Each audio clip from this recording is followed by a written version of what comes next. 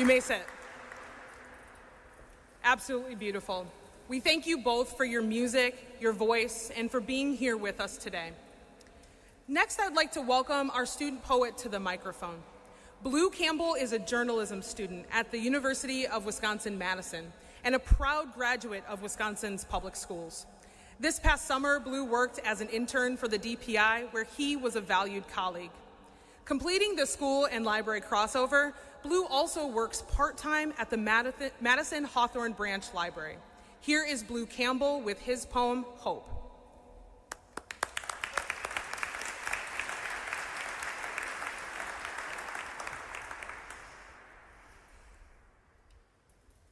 I have never written a poem about hope. This realization surprised me when it came. I have written on so many subjects, odes to grief and love and the people who taught me of them, sonnets for each ray of sun that parts my curtains, haikus for the trees and the birds singing from their branches. I have certainly written about hopelessness. And yet, I get the feeling that every poem I've ever written, like every breath I've ever taken, is woven through with hope. When it hides, where I find it, what it whispers. I see hope where eggs lay vulnerable, the soft goo of new life cased in thin calcium, held gently in the foraged nest, stuck together with spit and determination.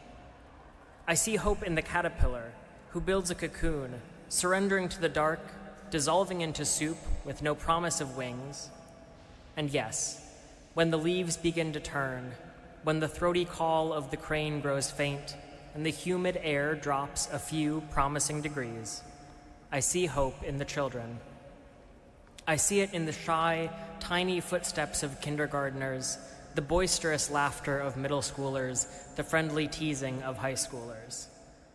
Even on days when feet shuffle sluggishly, smiles fade, and banter becomes bickering, hope remains in every corner of the classroom, hiding among the cobwebs and eraser shavings.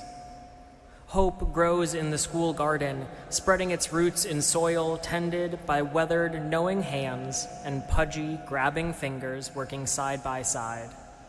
Hope swells with the protest cries of the school walkout, bolstering the bodies fueled by shared fruit snacks and the knowledge that students can change the world. Hope is even found falling softly from the eyes of a child who comes to school after the hardest night of their life and tells their teacher, "I didn't know where else to go." When a student has none, hope is offered back to them in a classmate's hug, a staff member's advocacy, a teacher's encouragement, a safe shelter to weather the storm. This is our nest, our cocoon, foraged and built from brick and drywall, from fierce, unwavering love.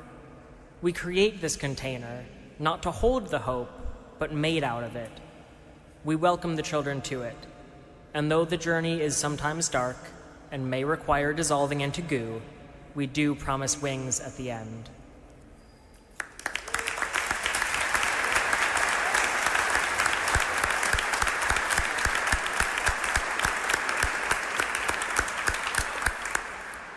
Thank you, Blue, for that inspiring poem.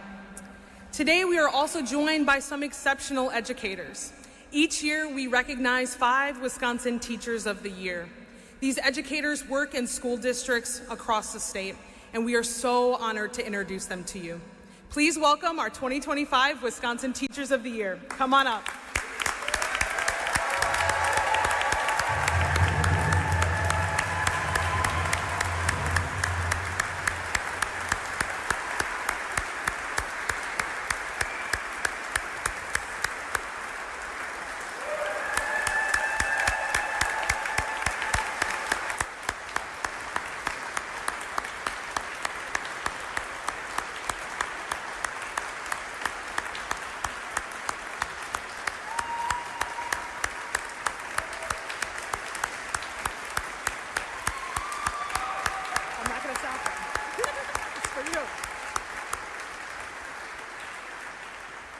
I'd also like to take this opportunity to acknowledge and thank the Herb Cole Educational Foundation and Joanne Anton for their incredible partnership and all the work they do to recognize educators in Wisconsin. Thank you.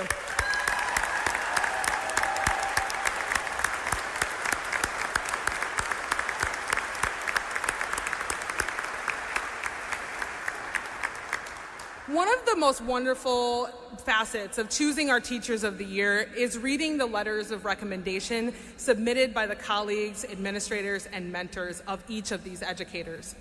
Their letters give us an idea of the hope and inspiration they bring to their school communities each and every day.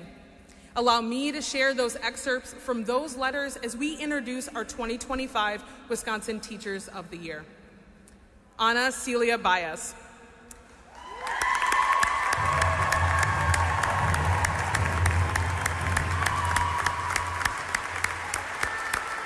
Ana is a bilingual counselor at Milwaukee Public Schools South Division High School. Ana's colleague told us,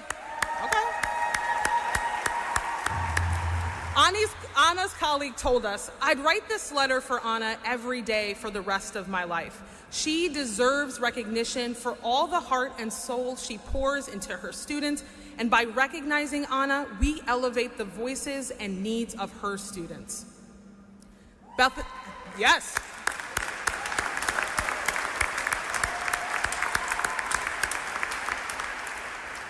Bethany Cunard.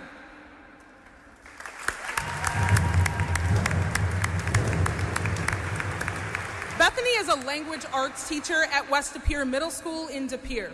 A colleague of Bethany's told us, you can feel the calm and positive energy when you walk into her classroom. It sounds like a cliche, but you can tell her students feel supported and are able to work towards common and clear goals of learning. This kind of student engagement is rare, especially at the middle school level.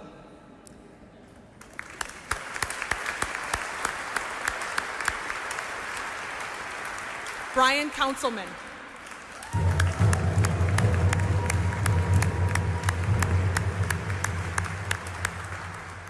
Brian is a science teacher at Malcolm Shabazz City High School in Madison. One of Brian's colleagues shared with us, Brian's innovative teaching methods and project-based learning approach has not only kindled the curiosity of his students, but also a deep passion for learning. He believes that students learn best when they're actively engaged in hands-on experiences, and he goes to great lengths to provide these opportunities for his students.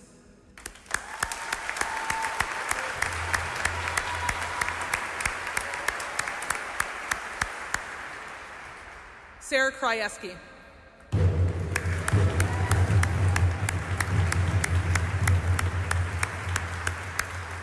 Sarah is an art teacher at Cambridge Elementary School in Cambridge. Her principal wrote, Mrs. K positively empowers people of all ages and backgrounds to embrace the arts and equity to positively impact themselves, each other, and the world we share. Her mantra is embraced not only by students, but by the staff at Cambridge Elementary School.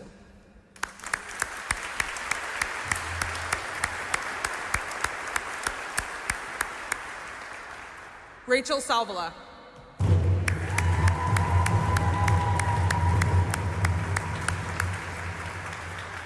Rachel is an agri-science teacher at New Richmond High School in New Richmond.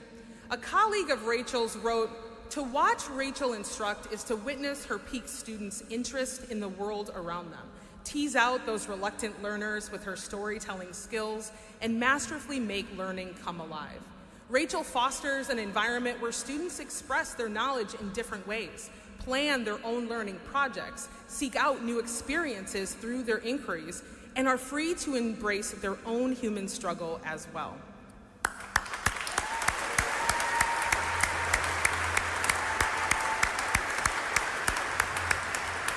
And now, as our Teachers of the Year head back to their seats, here's a short video about the impact that each of these incredible beings have on their school communities.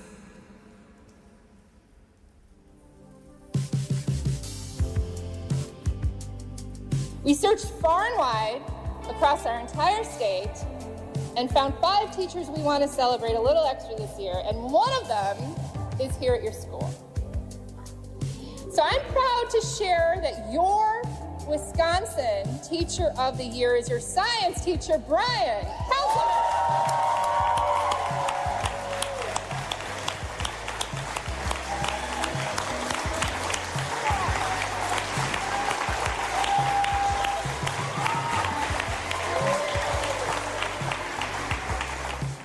Huge honor. Holy smokes. I don't know what to say, except thank you. And I think I said somewhere along the line, I guess the embarrassment is that I think this could easily be anybody in this room. And I know sometimes when you do stuff and it's like, oh my gosh, you did the field tripping thing. That doesn't happen with one person. That happens with lots of people and a whole community of teachers and staff that are envisioning that. But mostly you guys as students, where if there's some courage in this room, it's you guys willing to come here and do school a little bit differently.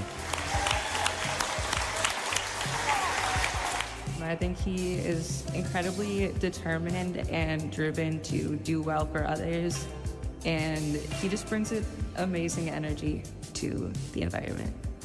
Every single year, Brian has provided me with support with personal things as well, if I need him with something, school things, even if they're not for his class, and also providing us with experiences outside of school to get more hands-on learning and a better understanding than just the textbook. Your Wisconsin Teacher of the Year is your ELA teacher, Bethany Cooner.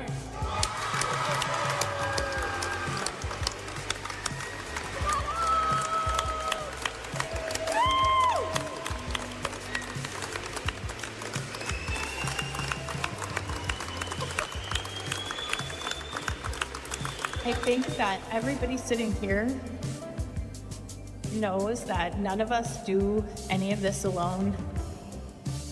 So students or educators or community members or colleagues and friends and family, just thank you, thank you. I just feel incredibly grateful and very, very blessed. Thank you. She's like my favorite teacher. She makes learning really fun, and we do a lot of different things that get us to learn in a bunch of different ways. I would say Miss Cunard, she's one of a kind, awesome teacher. She's amazing. I am so proud to share that your Wisconsin Teacher of the Year is your art teacher, Sarah Krajewski.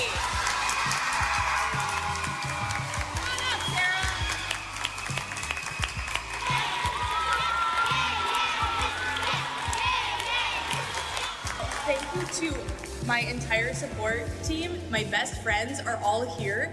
You know what it's like when you have really good friends that make you feel really good? You know that feeling? That's what just happened. Honestly, I don't really know what to say except for just thank you to everyone that has supported me this entire journey. I've been teaching for 13 years, and every time I come to my classroom, it is difficult, it's exciting, it's challenging, it is all of those things, and I know that teachers everywhere feel that too. So I just wanted to say thank you. She's always really nice to all of us, and she's really generous and always comes in really happy and positive. She also does fun activities that she thinks that we would like, and then she decorates the school with them. I am proud to share with you, Anna Baez, school counselor, is a Wisconsin Teacher of the Year. Come on up here, Anna. So this is probably the first time I've ever been surprised in my life. Good job. Students that come to this school and go through this school and graduate from this school, you are the reason why I do this work. You guys make me smile, you make me mad, you make me cry, all the emotions. Me personally, she led my whole high school journey. Even when I started here as an undocumented Hispanic student, I didn't know how this school system works. She explained it to me in Spanish. I didn't know English at the time. She's a really amazing person. Her character, her spirit and energy just brings so much to this school. I just make it, you can ask any students that were here. Your Wisconsin Teacher of the Year is your agri-science teacher, Ms. Rachel Sodla.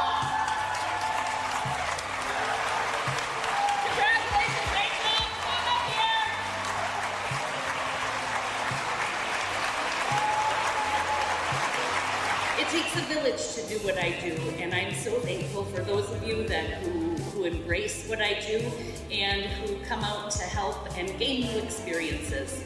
You know, when I make you try to eat something that you've never eaten, or maybe do something where you're going to get your hands dirty and you're not used to that.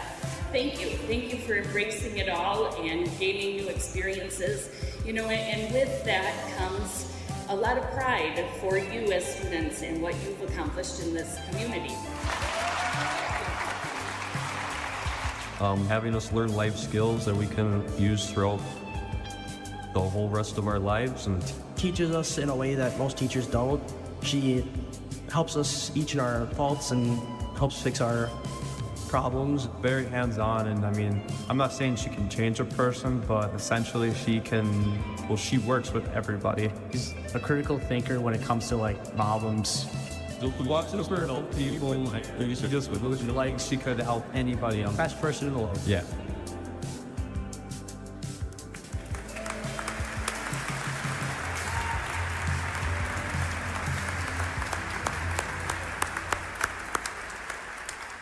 Let's give our 2025 Wisconsin Teachers of the Year another round of applause. We searched far and wide.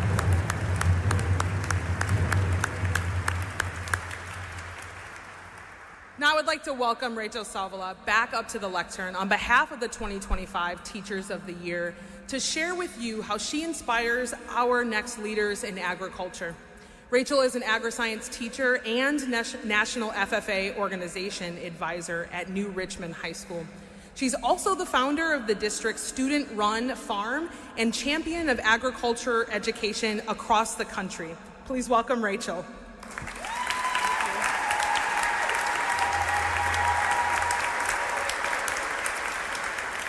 Every single teacher I know has a drawer of granola bars. That might sound wholesome at first, but let me explain why it isn't. I have one colleague who spends over $60 a week of their own money just on snacks for their high school students. Now, we know that high schoolers can be ravenous, but this goes beyond that. You see, in my district, elementary kids were so hungry, they were going into other students' lockers to steal snacks. Now, before you pass judgment, think a minute. Do you know that feeling of being stuck in a meeting that will not end and you start to get hangry? I certainly do. And let me tell you, if we as adults have trouble concentrating without food, imagine what it's like to be a growing kid. I don't have to imagine, because I was one of those hungry kids. At the age of 8, my mom left my dad, my 3-year-old sister, and me. She took all the money from our farm earnings and went to feed her drug addiction. Money was tight after that. My dad was a single parent. He needed to work doubly as hard as a farmer, with some help from my grandma in raising us kids. I remember going grocery shopping with my dad. My job was to use the calculator to keep a running total of what we were spending. If something wasn't in our very tight budget, it went back on the shelf. Sometimes, if I miscalculated, we got up to the cashier and had to take things off our bill in front of all the people waiting in line behind us. So you see, I know a thing or two about hunger and about how we stigmatize it and blame folks just for being hungry. Here's one of those token moves. Whew. That's one of the reasons I became an agriculture teacher. After my first National FFA Organization meeting at age 12, I was hooked. I made the connection between being able to grow food, feeding hungry people, showing leadership, and having fun while doing it. I was determined to help break the cycle of hunger. One of my very favorite things to say is, if you give me a hurdle, I'll find a way over it or around it. So here's how I've done just that. I've been an agricultural education instructor and FFA advisor for 26 years. I've taught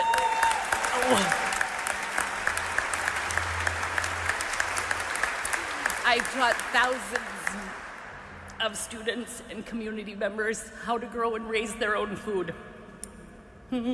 I founded our school farm, the SOAR Center. Our students and volunteers do all the chores and experience firsthand raising vegetables and beef, which we use in our school cafeteria. Since 2018, we've provided over 22,000 pounds of locally grown beef and thousands of pounds of veggies for school lunch.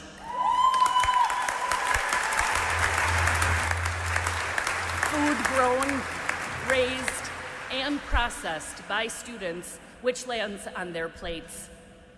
Our district's Happy Kids Backpack program helps make sure kids have food at home too. We provide vouchers for meat, milk, veggies, fruit, and eggs to our families. It's simple paperwork to fill out. They just have to ask. Now, cynical folks might call that a waste. But let me ask you, is feeding hungry kids a waste? I sure don't think so. In the past, I've seen families who need to apply for free or reduced lunch miss the cutoff by $1.57. Imagine that. Less than $2 over the income limit, and you get no benefits. That leads to hungry kids who can't concentrate to learn. That's baloney.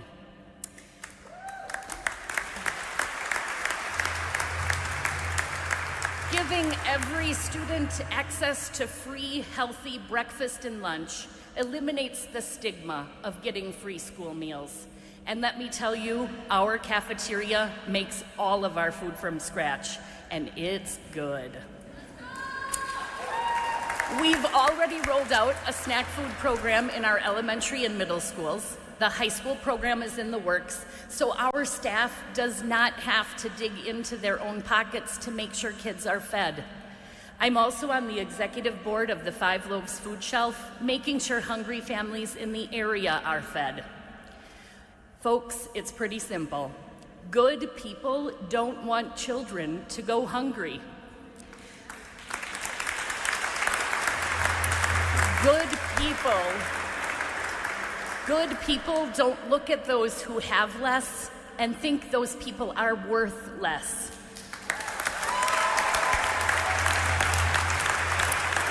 And I will always choose to feed and value all children.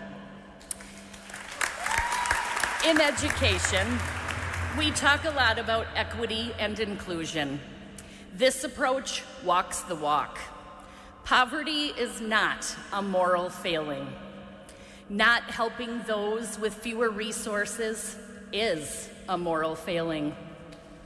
And doubly so when it comes to children who have no say in the matter.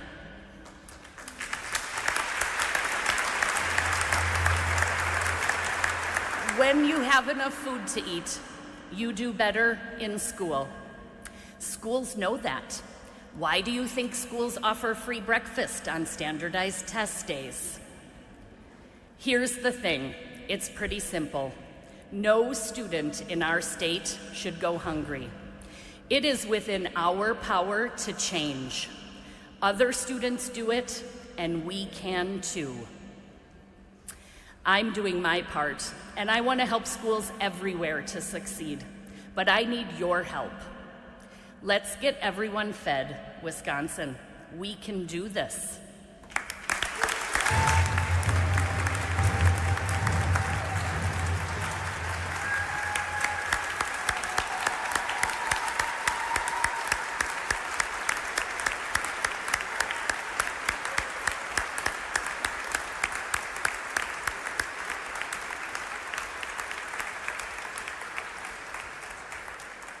Rachel, thank you for sharing your story with your incredible and inspiring remarks. I'd now like to introduce Alexa Heitkamp, a student at Bangor High School. She was her district's representative at Badger State, where she served as state superintendent. Please join me in welcoming Alexa as she introduces State Superintendent Dr. Jill Underly.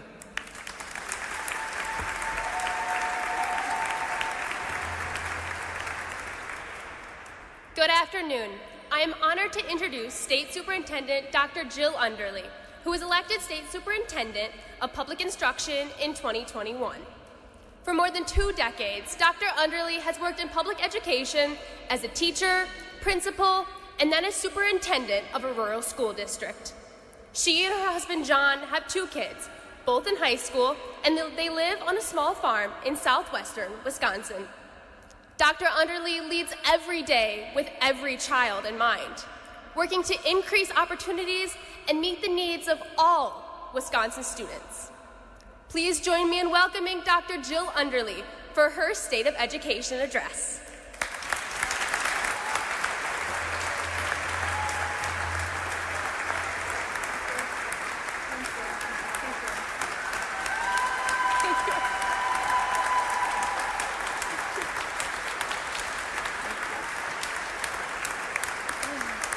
Thank you.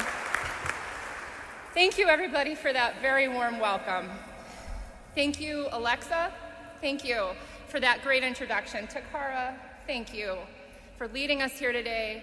Thank you to the Challenge Academy Color Guard, to Max and to Jane and Aliana. Thank you to Blue for sharing your inspiring poem.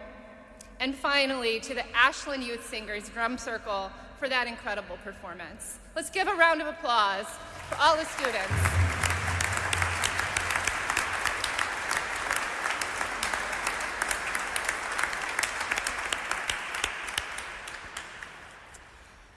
Thank you, Rachel.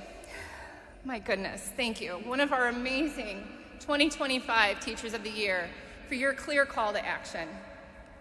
I think we can all agree, no child in Wisconsin should go hungry. Special greetings to my friend and former state superintendent, Governor Tony Evers. He and his wife, Kathy, are champions of all the young people in the state, so thank you. Thank you.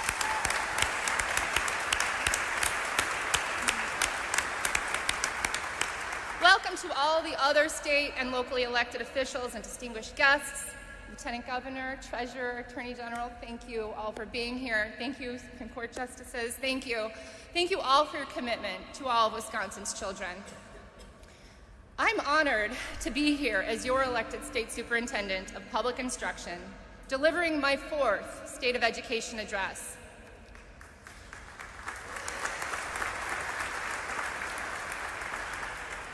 I'm going to talk about belonging today. Almost every single budget initiative and policy issue comes down to it. At its very most basic, and what are our values, who we are. The value of belonging is a powerful litmus test. Its policies and initiatives center and create and foster belonging, and students are more likely to be successful. If the policies create isolation, if they silence participation, they're more likely to alienate and be ineffective. So it's not lip service when I say that we must make sure that every Wisconsin child feels like they belong and has the support that they need to thrive in our public schools. Belonging is the bedrock of our schools, our communities, our workplaces, and our democracy. We are at our best when everyone feels like they belong and that our collective future belongs to us. All of you sitting here today in this spectacular rotunda, public education belongs to you. It belongs to the people who are watching online. Public education belongs to every community and every citizen, from our most rural to our most urban. Since last year, the Department of Public Instruction has carried out a strategic planning process, getting feedback from people across Wisconsin about our mission, our goals, and methods. And much of what you'll hear today is a reflection of the priorities Wisconsinites gave us during that process. And very clearly, Wisconsinites have told us that we need to make sure that public education is for everyone.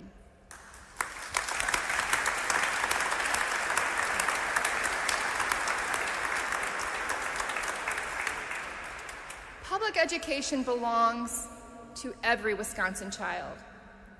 Let's talk about that phrase, every Wisconsin child. No matter a child's zip code, their family origin, whether they're black or white or a member of one of our tribal nations, public education belongs to every child. No matter their special education needs, their physical or their mental health needs, public education belongs to every child.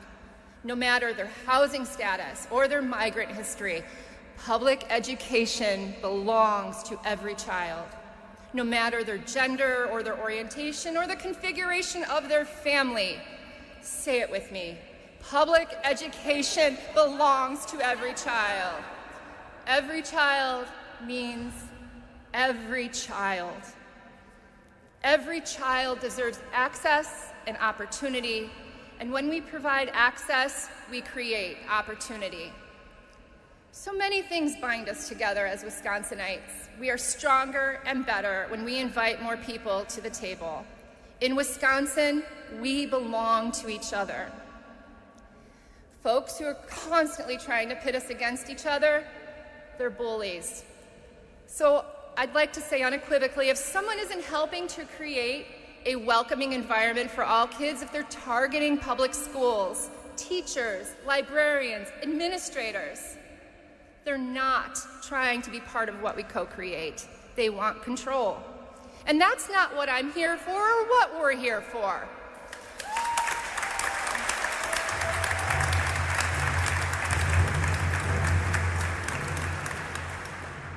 For the majority of my life, I've stood up to bullies. And by high school, I learned that bullies back down when we stand up. So I haven't stopped. I started standing up and I haven't stopped. And when I want every child in Wisconsin to know, we will stand up to bullies, and I will stand up for you every single day.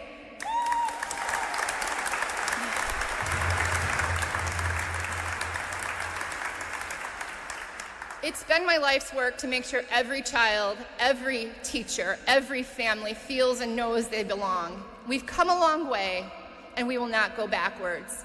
Every community in this state deserves to have the resources you need so your kids can grow strong. I live in a rural area, but I know that the kids who live in denser areas may need different things from what my kids do. And I want to clearly state, our kids aren't better off when other kids suffer. When we fail any student, that has an impact on every one of us. We can and we must close the opportunity gaps between students with ample opportunities and those without, because helping all kids thrive means all kids thrive. And isn't that what we're doing here? So when we hear that students are struggling, we need to pay attention. Things don't get better when we look away or when we blame kids for their own struggles. We are the adults, and it's our job to make things better. And right now, our youth are experiencing an alarming and profound mental health crisis, and we must unite to take immediate action. In the DPI's most recent Youth Risk Behavior Survey, 59% of Wisconsin high school students, almost 6 out of 10 Wisconsin high schoolers, are telling us that they feel anxious, depressed, or suicidal. And each day, these kids carry an incredible burden. And they're worried about their parents, and they're worried about their friends and their teachers, and they worry about school violence. The data is difficult to look at, but we can't look away. Our kids are in immediate need of our collective help. And the rates of anxiety, depression, and suicidal thoughts are off the charts for our LGBTQ kids. 79% report anxiety, 63% experience depression, 40% say they've considered suicide. This is a crisis. Every child feeling like they belong in our public schools means every child, no exceptions.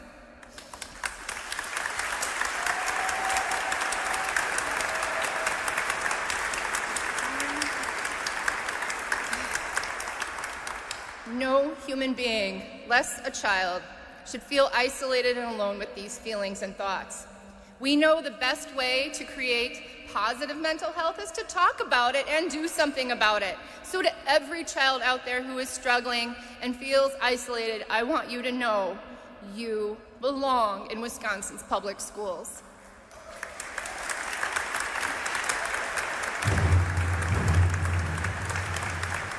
Not despite who you are, but because of who you are, because we are much stronger together, because you matter, every single one of you.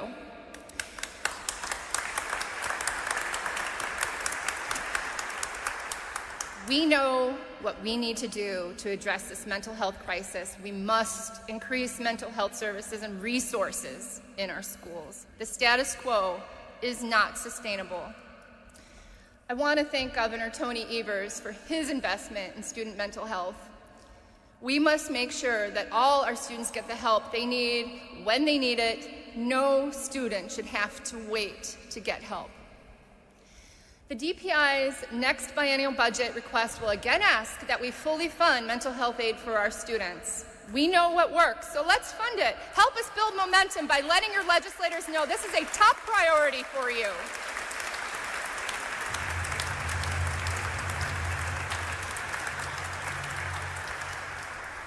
And when we talk about supporting our students, we can all agree that every kid deserves to have adults who care for them, believe in them, who see them, and who listen. Now that may be a parent or a caregiver, but for many kids, it may be a trusted adult at school. And I'm sure many of us don't have to think too long to remember a teacher or a staff member who recognized us as a child and made us feel welcome. Educators, staff, aides, principals, they create that web of care and support for our kids. So when we talk about belonging, we must also talk about valuing our educators so that they too feel like they belong. And if we want to keep our teachers, the ones who make such a huge impact on the lives of our kids, we need to pay them for the important work they do. Pay them! It's a no-brainer.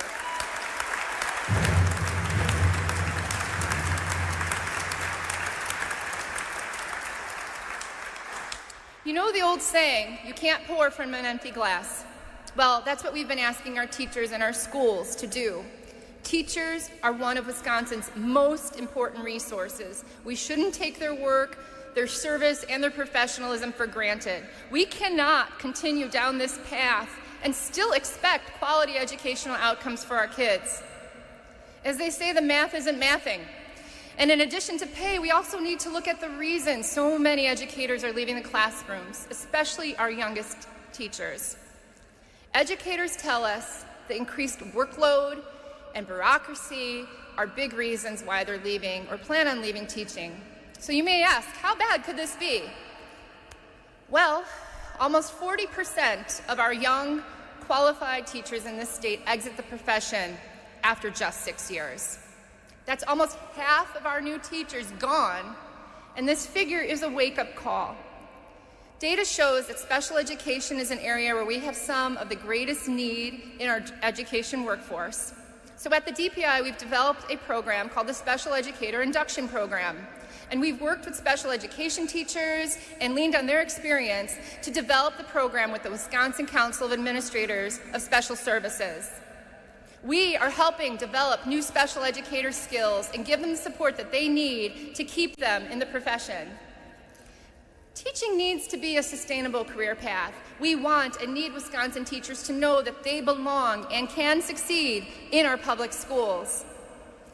And while we're talking about special education and supporting teachers, we also know that in order to support our educators and students, we must increase special education funding. This isn't a want, it's a need.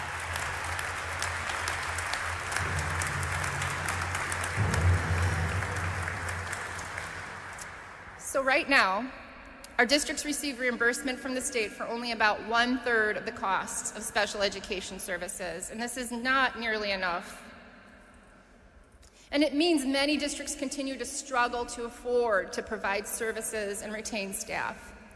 And as a state, we need help. We need to help districts afford the cost of special education services. These services are legally mandated. It's the right thing to do, and all our students benefit when special education needs are met. The time is now to build a bipartisan majority.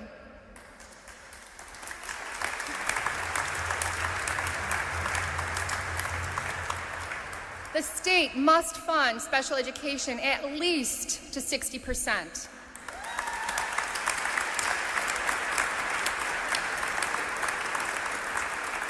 investment to support our teachers, special education, mental health, these are interconnected and will help us stem the tide of teacher attrition.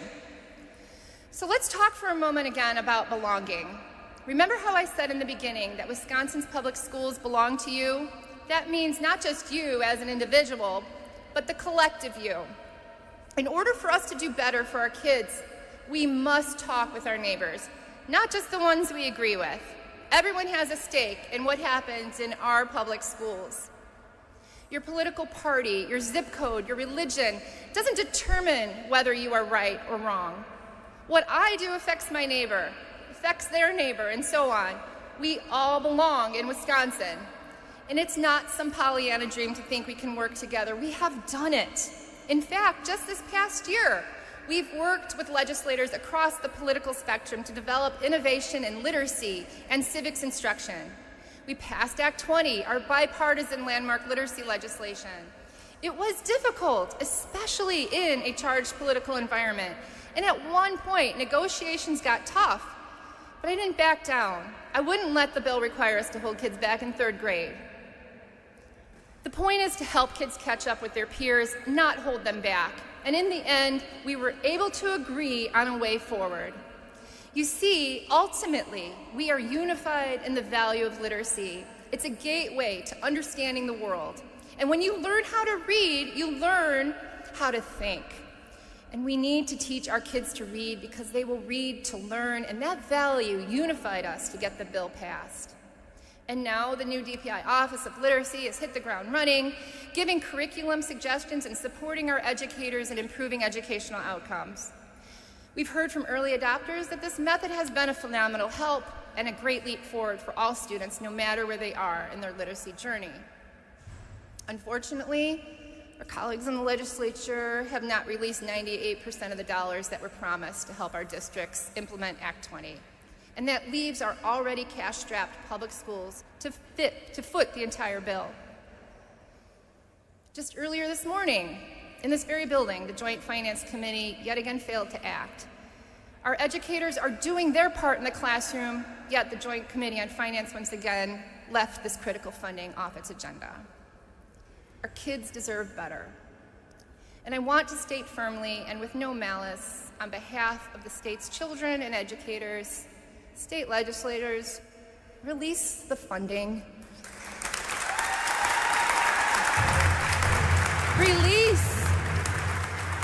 Release the funding so that our schools, your schools, can do the work they need to do. You say you care about literacy when the spotlight is on you, but you continue to obstruct the release of this critical funding.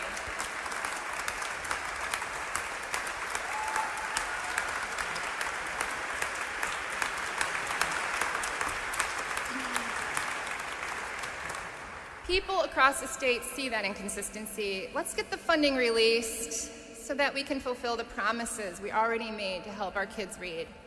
And now we're on the topic of reading. Let's talk for just a moment about our school libraries.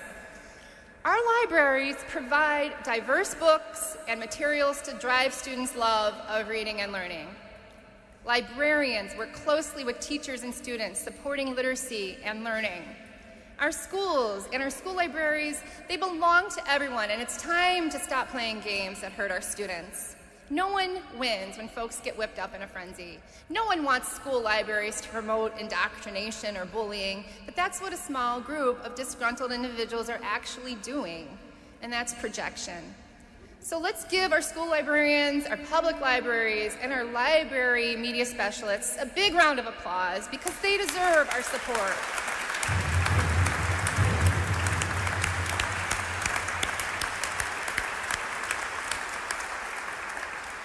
That applause gives me hope because our public schools, our public libraries, they are the gems of our communities. And we, the citizens of this great state, we stand up to defend our public schools, our libraries, our educators, and our kids. We need to strengthen our public schools, not attack them, because you see, public schools, public libraries, they're public goods. They belong to everyone. And supporting public schools supports our democracy. So another way we've supported our schools and our democracy in our state is to create and release the first ever K-12 civic scope and sequence. And part of belonging is feeling you have a voice in your community, and Wisconsin has a long and proud tradition of civic engagement. Our kids need to know how we treat each other in the civic realm. It matters. They need to know how the government works. They should know that their voice matters and how to make them heard. Democracy shouldn't be about who shouts the loudest. We've seen that in recent years, and honestly, like the rest of you, I'm over it. Democracy is about who we bring along with us on the journey.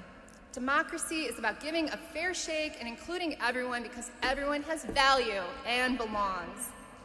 I'm also proud of our bipartisan work to help our kids learn financial literacy and requiring them that we teach about the contributions and history of Hmong Americans and Asian Americans.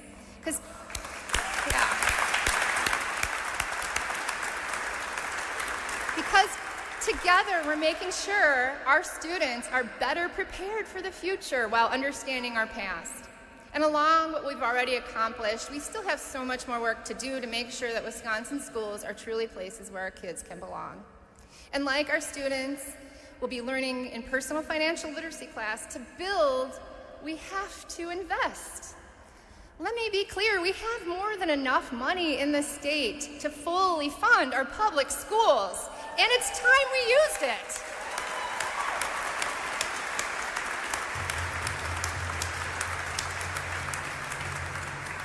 The state has a massive budget surplus, and school districts are telling us that they need more resources.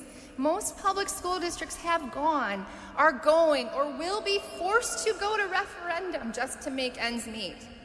And rebuilding Wisconsin's strong, high-quality public education system requires that we adequately and equitably fund our public schools.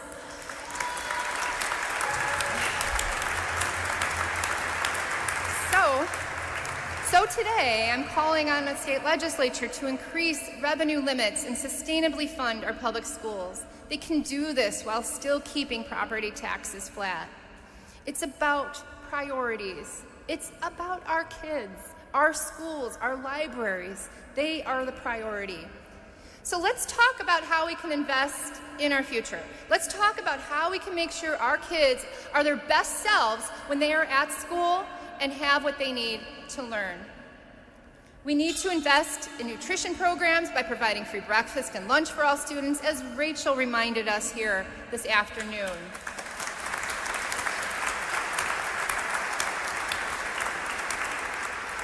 We can and should expand our farm-to-school programs, allowing our local farmers to help feed their local kids. We can and should expand career and technical education options so our kids can gain valuable skills in a variety of careers prior to graduation.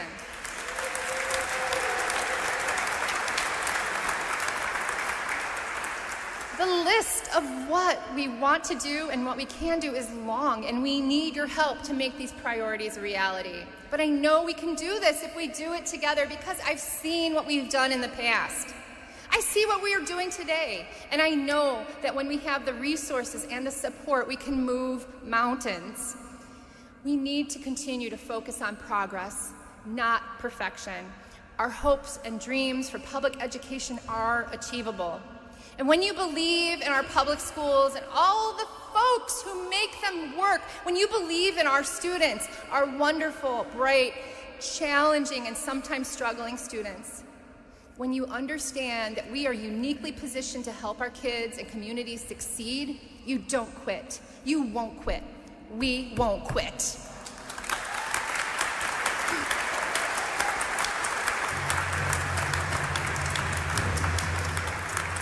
So thank you for your support and for being partners in growth and learning.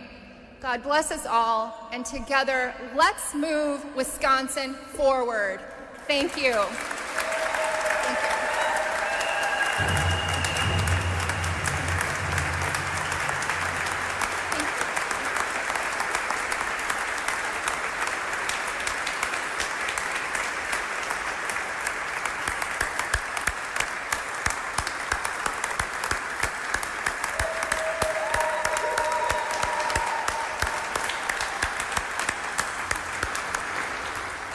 Thank Thank you, Dr. Underly, for sharing your vision for a strong and equitable schools and public libraries for our children and all people of our state. We all have a part to play because, as you said, public education belongs to us all. We appreciate all of you here with us today in person and online. Please take this joy, this enthusiasm, this hope with you. It matters. In closing, please stand, if you are able, for the retiring of the colors by the Wisconsin Challenge Academy, and the Mosh Kazibi Youth Singers and Drum Circle will play us out. Thank you for having me as your MC, and have a great afternoon, everyone.